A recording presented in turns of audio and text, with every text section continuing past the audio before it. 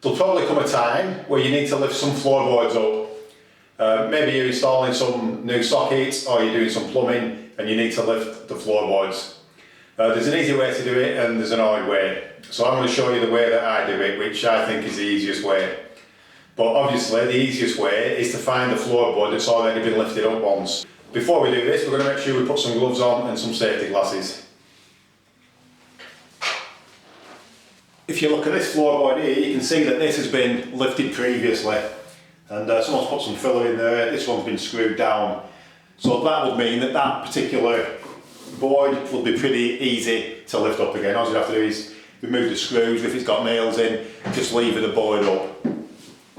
I actually need to lift this floorboard up, but it's under the skirting board, so we're going to leave that one and we're going to lift the next one up, which is this one. So what I've done is I've drawn a line there, approximately where the joist is, and you can see the two nails are there and there. So what I'm going to do is I'm going to cut at one side of the actual nails, and then what we need to do is actually cut down each plank because they are tongue and groove. So there's a tongue on one side and a groove on the other. So if you don't cut that off, it makes it extremely difficult to actually get the board out. You can use a circular saw for doing this with a thin blade, but I prefer to use this, which is the multi-purpose saw, and this particular one is a corded version, and this will make very light work of doing this. It should do it very easily. So first of all, I'm going to cut down the side of both planks, and I'm going to cut the tongue off.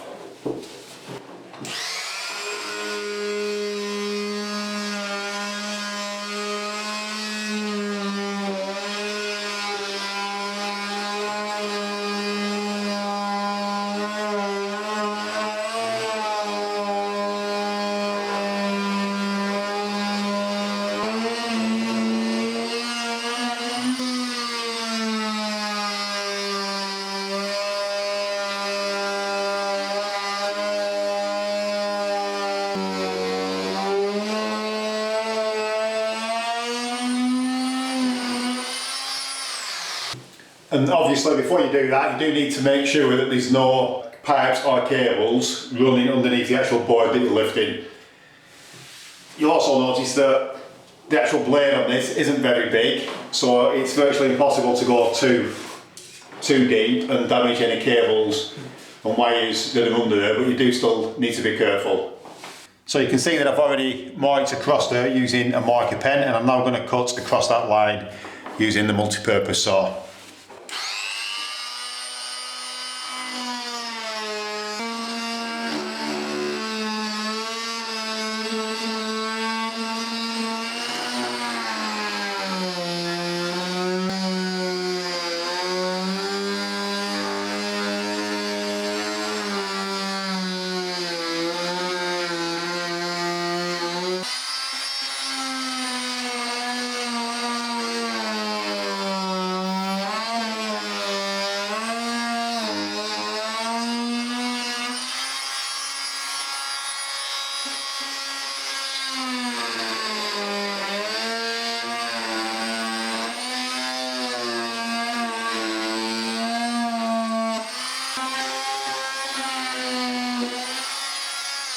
So if I now take a screwdriver, we can now lock that into the gap.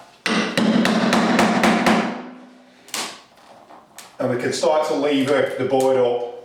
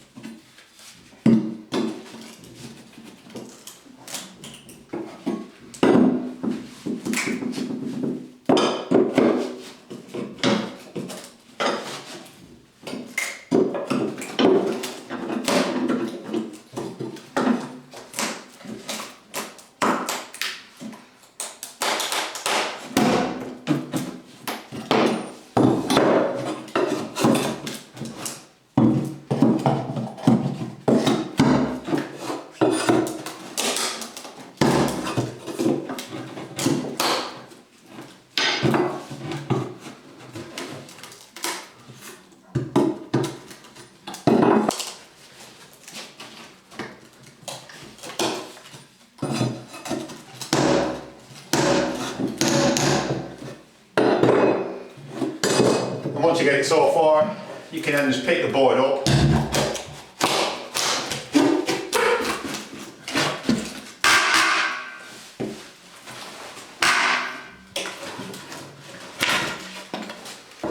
So once you've removed the nails from your piece of floorboard, you can then just slot it back in there and you can put a couple of screws in the joists